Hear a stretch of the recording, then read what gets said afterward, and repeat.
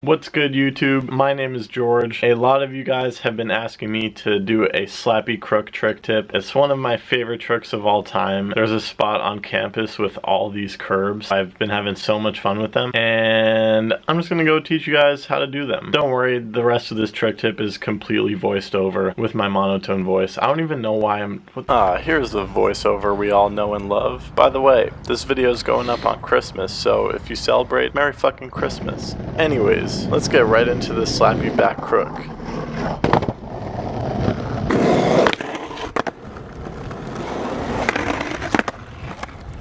The first thing you gotta do is find yourself a curb. Now there are all sorts of curbs in the world and they should all be appreciated. The best ones are either painted like this one or metal, because those will slide pretty well without any need for wax. I'd say to start out, the lower the easier. This was the first slappy trick I learned, and once you get this one, guys, you're gonna be in love with curbs, so start appreciating them now.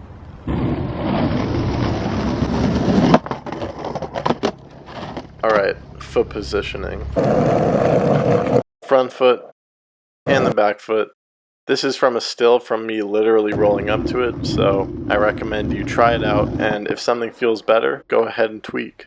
Okay, roll up for this one at about a 45-degree angle with pretty good speed. When you get to the curb, don't pop, but what you do is put your weight on your toes and lighten up your weight to allow your front wheel to ride up the curb and lock yourself into the slappy crook.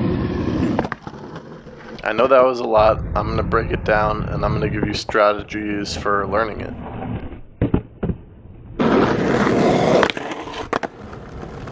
I actually recommend learning a slappy crook stall going without much speed, because you could really figure out how to get in, and then later on you just do the same thing with more speed. Here's some examples of that. Okay, the hardest part of this trick is actually getting into the crook. It's all one fluid motion with your weight, but it's really complex, and I'm going to break it down. Step one is to, as you get close to the curb, push the nose into the curb in front of you while leaning back with your upper body. And you can really see this here. At the beginning, I'm nice and centered with my legs, but then as I get closer, you can clearly see I'm jutting the board out into the curb. So that's a really important step. You also have to lighten up your weight in a very specific way, because if you just ride into the curb like that, you're just going to stop, or at best do a slappy nose slide by accident. And the way you do this is almost like a little hop. If you think about it, if you're just riding it like normal, the board has no room to lift up. As you can see, once my nose starts riding into the curb, both of my heels lift up, and that gives the board room to actually lift and get into the slappy crook, because as you could see, the board then takes up the room that was created when my front foot lifted its heel up. So when you jut the board forward and lean your body weight back, you're also kind of leaning toe side to lift up your heels.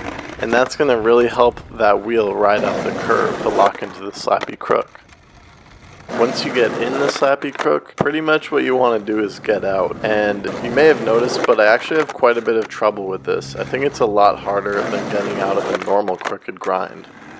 A lot of the times I actually just run out of steam, which makes it hard to pop out. So I'll just go to fakie or do a shove out, which honestly I think is easier sometimes.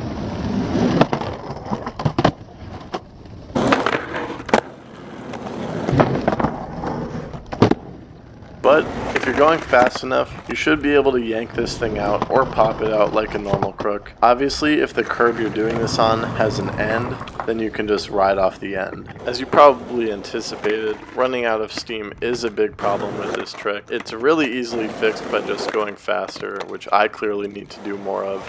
Or just doing more of that jutting your board forward and leaning your weight back can also help.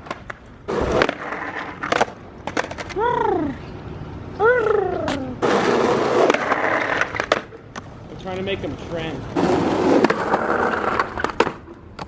trying to make them trend. I'm trying to think of anything I missed, and I think I covered it all. Go back and listen to what I said if you had to. That's really what helped me out. Keep watching these examples. That also helps me out with learning new tricks.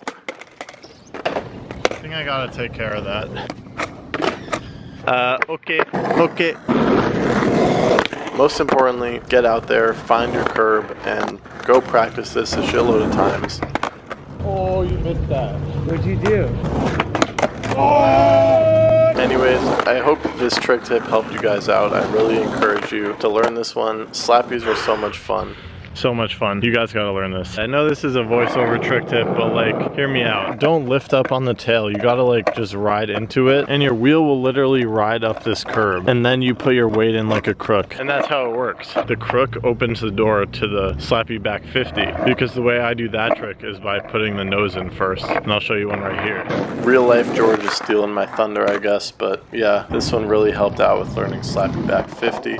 Anyways guys, I really hope you enjoyed this trick tip. I hope it helped you out in some way. If you enjoyed it, please leave a like on this video. It really helps me out. Leave all your feedback, any questions you have about this trick, and trick tip requests in the comments down below. And make sure you subscribe. I post a video on YouTube every 3 days. Thank you guys so much. Peace out, unless you stay for the bonus clip. It's cold.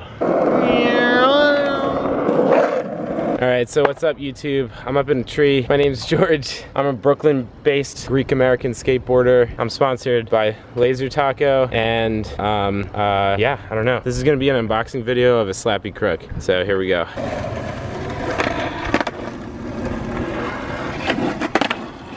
George wears ankle socks in the winter. Because I have no, climb that tree like a little squirrel. So Thomas climbed in the tree.